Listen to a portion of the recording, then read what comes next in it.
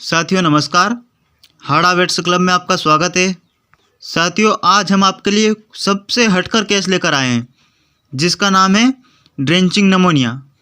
यह पशुओं की एक कॉमन बीमारी है और यह एक ऐसी बीमारी है जिसमें पशुओं की 99% मृत्यु निश्चित रहती है, यानी इसमें पशु की मौत होती ही है। लेकिन इसका समय पर इलाज कर दिया जाए तो हम अपने पशुओं को बचाने में कामयाब हो जाते हैं।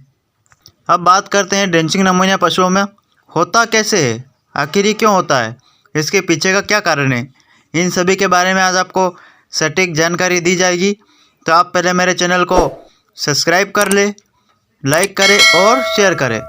साथियों ड्रेंचिंग निमोनिया पशुओं में तभी होता है जब पशु मालिक द्वारा उसको ज़बरदस्ती दवा पिलाई जाती है, जैसे सरसों का तेल है, अन्य ओरली लिक्विड जो उनको ज़बरदस्ती मुंह ऊपर करके पिलाया जाता है तो वह उनकी ग्रास नली में ना जाकर सीधे फेफड़ों में चली जाती है।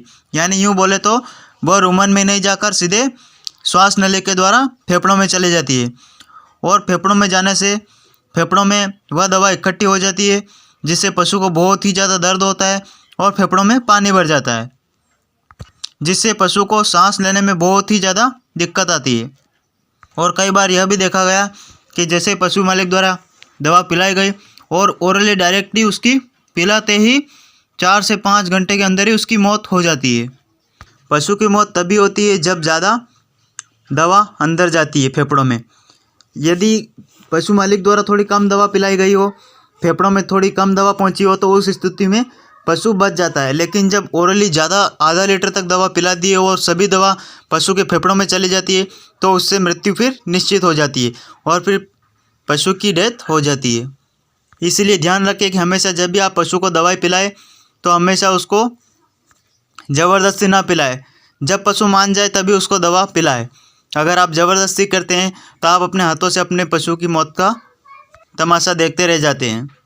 अब बात करते हैं जब ड्रेंचिंग निमोनिया हो जाता है तो इसके हमें लक्षण क्या क्या देखने को मिलते हैं, हम कैसे पहचानेंगे कि इसको ड्रेंचिंग निमोनिया ही हुआ है।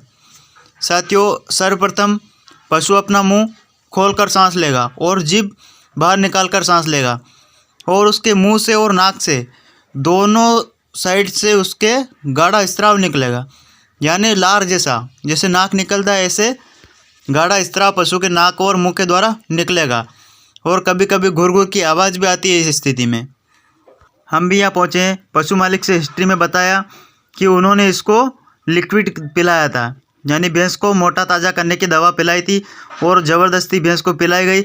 इसी के कारण यह नतीजा आपके सामने है। हमें लक्षण क्या क्या देखने को मिलेंगे। सर्वप्रथम पशु मुंह खोलकर सांस लेगा, यानी उसको सांस लेने में बहुत ही ज़्यादा दिक्कत आएगी और पशु के नाक से और मुंह से लगातार लार निकलेगी और गाढ़ा गाढ़ा स्राव निकलेगा। ऐसी स्थिति में पशु का टेम्परेचर भी बढ़ जाता है। कई बार 104 से 105 के लगभग भी टेम्परेचर देखने को मिलता है इस ड्रेंचिंग निमोनिया में।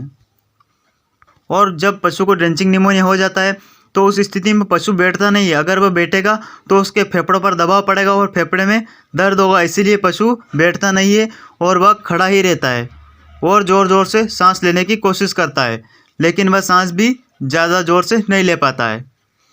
अब बात करते हैं इसके ट्रीटमेंट की कि इसका हमें ट्रीटमेंट क्या करना है।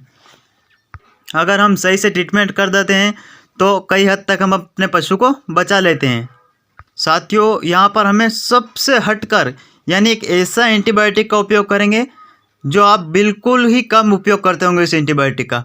हमने यहाँ पर इस एंटीबायोटिक का उपयोग किया है जिसका नाम है एक्सनेल 1 ग्राम। जो एक्सनेल एंटीबायोटिक आता है जिसको हम सेफ्टिफॉर सोडियम भी बोलते हैं, इस एंटीबायोटिक का उपयोग इस ड्रेंचिंग निमोनिया में करना है और इसी एंटीबायोटिक से यह ड्रेंचिंग निमोनिया ठीक होगा।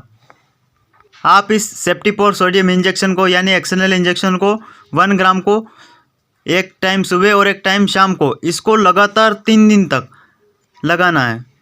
ऐसा नहीं कि सुबह लगा दिया शाम को नहीं लगाया, कल फिर सुबह लगा दिया, ऐसा नहीं करना। आपको दिन में 2 बार, एक टाइम सुबह और एक टाइम शाम को रिपीट करना है और इसको लगातार 3 दिन तक लगाना है एक्सनेल इंजेक्शन को। इसके अलावा जो फेफड़ों में पानी भर गया है उस पानी को निकालने के लिए कई बार सर्जरी की भी सहायता लेनी पड़ती है, लेकिन आप सर्जरी करने में असमर्थ है तो उस स्थिति में आप जो रेडिमा इंजेक्शन आता है, आप रेडिमा इंजेक्शन को 10 ml आप रेडिमा इंजेक्शन को 10 ml इंट्रामस्कुलरी लगाएं। आप रेडिमा इंजेक्शन को भी 3 दिन तक लगातार लगाएं। आप रेडिमा लगाते हैं तो इससे आपका पशु का जो फ्लूइड है, जो फेफड़ों के अंदर फ्लूइड इकट्ठा हुआ है, वह मूत्र मार्ग द्वारा बाहर निकल जाता है और आपका पशु ठीक हो जाता है। जब पशु के फेफड़ों में पानी चला जाता है तो फेफड़ों में सूजन भी आ जाती है और दर्द भी रहता है। तो उस दर्द और सूजन को कम करने के लिए हमने यहाँ पर उपयोग किया है मेलोनेक्स प्लस का। आप निमोस्लाइड प्लस का भी, आप निमोस्लाइड एंड पैरासीटामोल इंजेक्शन का भी उपयोग कर सकते हैं और मेलोक्सिकम पैरासीटामोल इंजेक्शन का भी उपयोग कर सकते हैं। आप इस इंजेक्शन को भी लगातार 3 दिन तक रिपीट करें और आप मेलोनेक्स प्लस इंजेक्शन को 25 ml पर डे, यानी सुबह 25 ml और 25 ml शाम को लगातार 3 दिन तक लगाना है। हमें गैप बिल्कुल भी नहीं देनी है। और यहाँ पर और अपने रिजल्ट को बेहतरीन बनाने के लिए और पशु को एकदम से ठीक करने के लिए हमें यहाँ पर भाप लगानी है। भाप में आप जैसे आयोडेक्स आते हैं, विक्स वेपोरब आती है, या टर्पेंटन ऑयल को आप गर्म पानी कर ले और गर्म पानी करके उसमें टर्पेंटन ऑयल डाल दे, या टर्पेंटन ऑयल ना हो तो आयोडेक्स डाल दे, या विक्स वेपोरब आप भाप दे विक्स वेपोरब का पशु के मुंह के द्वारा सूंघाए, जिससे काफ़ी हद तक यह भाप डायरेक्टली पशु के फेफड़ों में जाती है और पशु को बहुत ही तेज़ी से रिलीफ मिलता है।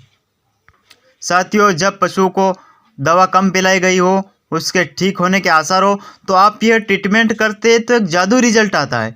आप बहुत ही अच्छा फील करेंगे यह ट्रीटमेंट करने के बाद और आपका पशु भी एकदम से रिलीफ हो जाएगा।